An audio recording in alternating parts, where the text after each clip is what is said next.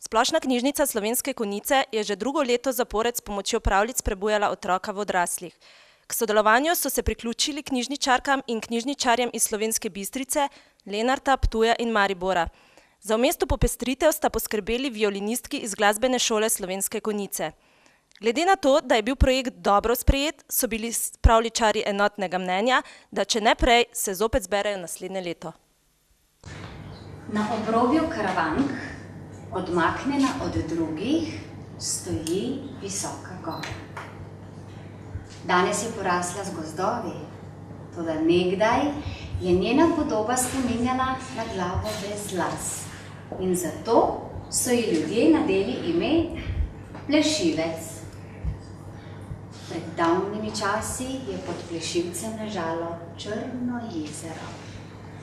Tako na samem je bilo, da do njega ni prodrl prav noben glas iz zunanjega sveta. V globinah jezera pa je prebival povodni mož, imenovan Jezernik. Večino časa je samotaril v svojem podvodnem gradu in na površino priplaval le, kadar se mu je zahotelo na soncu ogreti svoj zlato-zeleni, luskasti hrbet.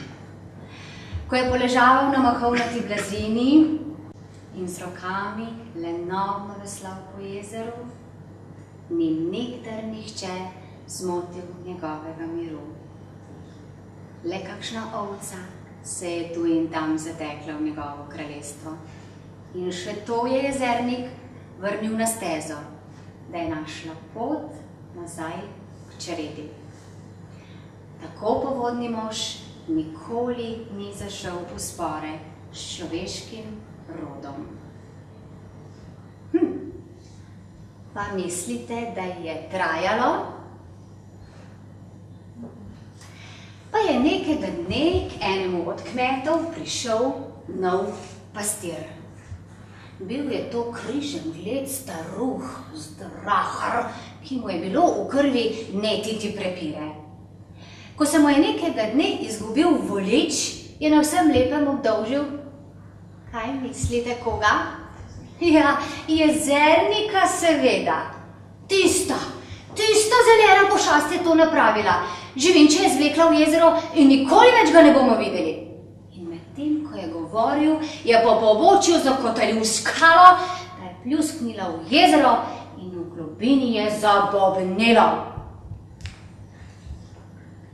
Na površje je priplaval Jezernik.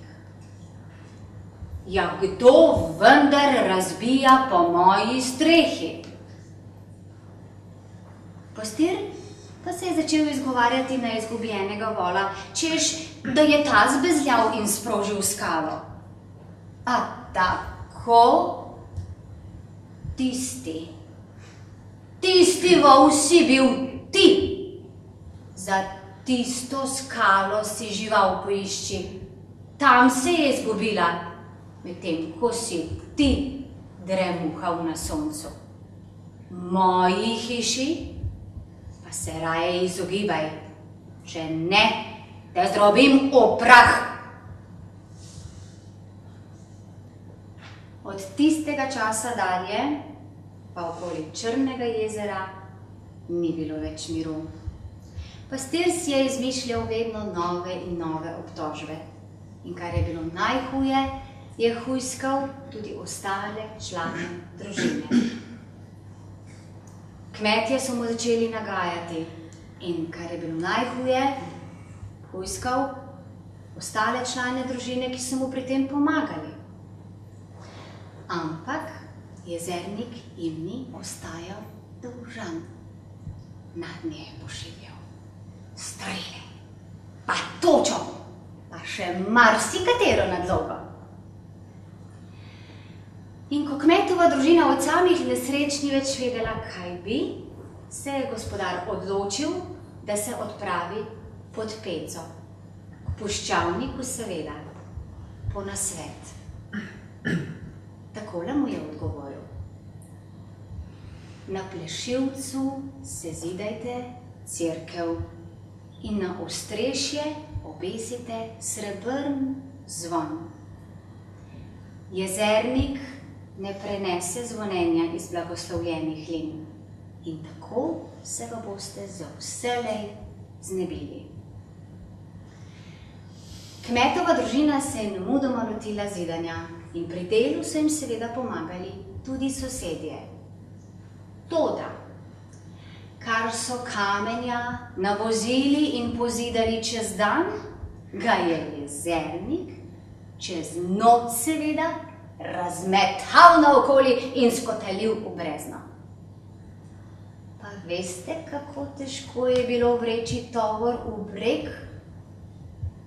Na voz so lahko naložili le za koš kamenja, a je uboga živina že sredi klanca povsem opešala. Zato se je gospodar odločil, da se spet odpra pod peco k puščavniku in ga v drugo poprosi za nasvet. Takole mu je dejal: poiščite par črnih volov. Biti morata čisto črna.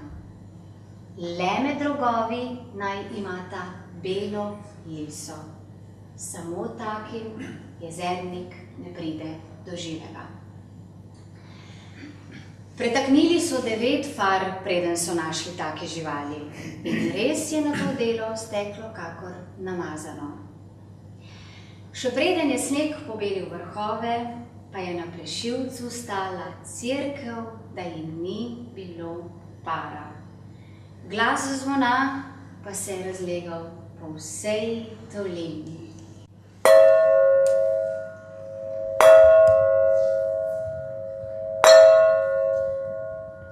Jezernik pa si je zatisnil ušesa in se potopil na dno črne vode.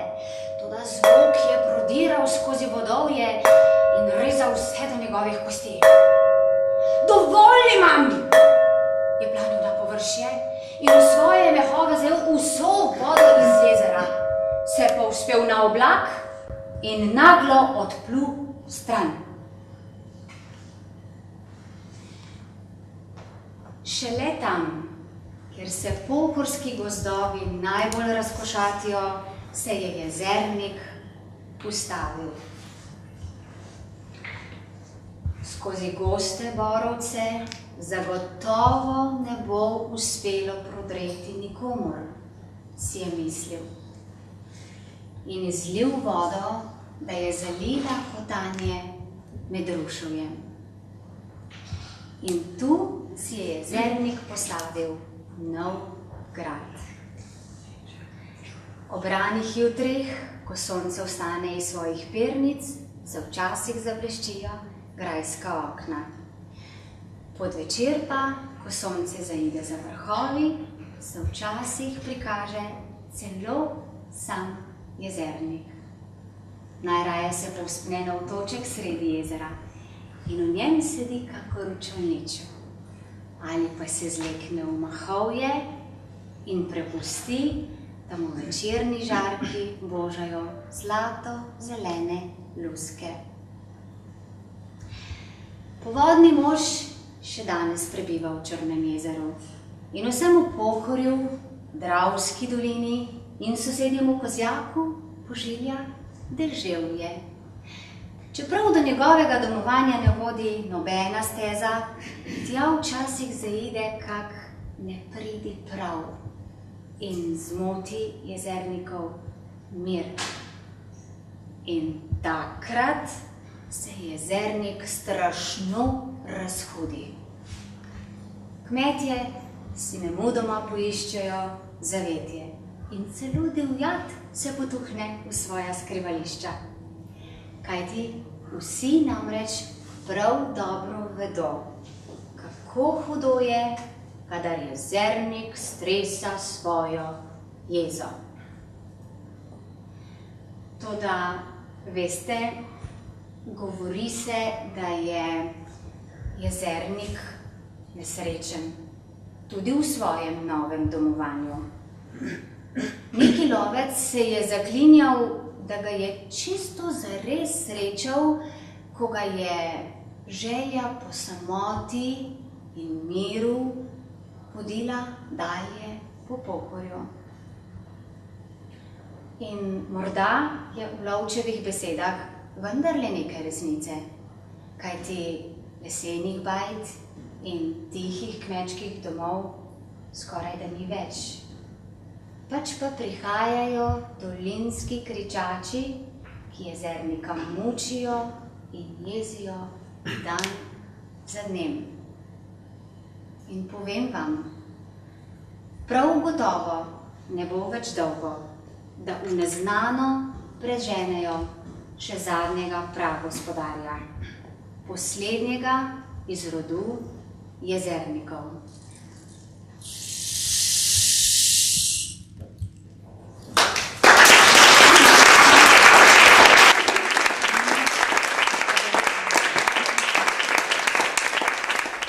Pozdravljeni, gospa Leja, prihajate iz knjižnice Maribor, pobudnice projekta pravljic za odrasle.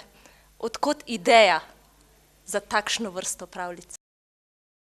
V bistvu moram najprej povedati, da gre tukaj pri tem projektu ali pa pri teh prireditvah nekako za sodelovanje med knjižnicami na območju. Dejansko je ta celotna zadeva nastala nekako v okviru izvajanja nalog osrednjih območnih knjižnic in s tem pač smo nekako prišli tudi na idejo, da bi mogoče ne samo za otroke prirejali te pravljice, ampak bi poskusili tudi kdaj kaj takega za odrasle bralce in pa uporabnike naših knjižnic. Kako so bile sprejete med odraslimi obiskovalci? Glede na to, da zdaj že drugo leto poteka ta cikel pravljičnih večerov za odrasle, mislim, da so bila zelo dobro sprejeta, da so vsi, ki so pač prišli nas poslušati, bili zadovoljni in da jim je bilo všeč. Prav gotovo. Od kod pa ideja za izbor knjižnic? Kaj je botrovalo odločitvi? Zdaj v bistvu, kot sem že rekla, gre tukaj v bistvu za sodelovanje med knjižnicami na območju. Zdaj Mariborska knjižnica je osrednja območna knjižnica na svojem območju, ne? In pod njeno območje spadata še knjižnica Lenart in pa knjižnica Josipa Vošnjaka Slovenska Bistrica. Zdaj v okviru teh naših treh knjižnic smo začeli ta cikel pravljičnih večerov za odrasle v lanskem letu. Letos pa smo ta dogodek razširili še na knjižnici iz sosednjih območij. Torej Ptuja in Slovenske. To sta še knjižnica Slovenske Konjice in pa knjižnica Ivana Potrča Ptuj. In kakšni so načrti za prihodnje, za naslednje leto? Kaj lahko pričakujemo? Ja, glede na to, da so do sedaj tako uspešno ti večeri potekali in bili tako dobro sprejeti med poslušalci, smo tudi v prihodnje planirali, da bomo te večere še organizirali in pač izvajali tudi v vseh teh knjižnicah, ki smo jih do sedaj. Morda pa bo še kakšna druga knjižnica pristopila k sodelovanju. Prav gotovo. Se veselimo ponovnega srečanja. Ja, hvala. Jaz tudi.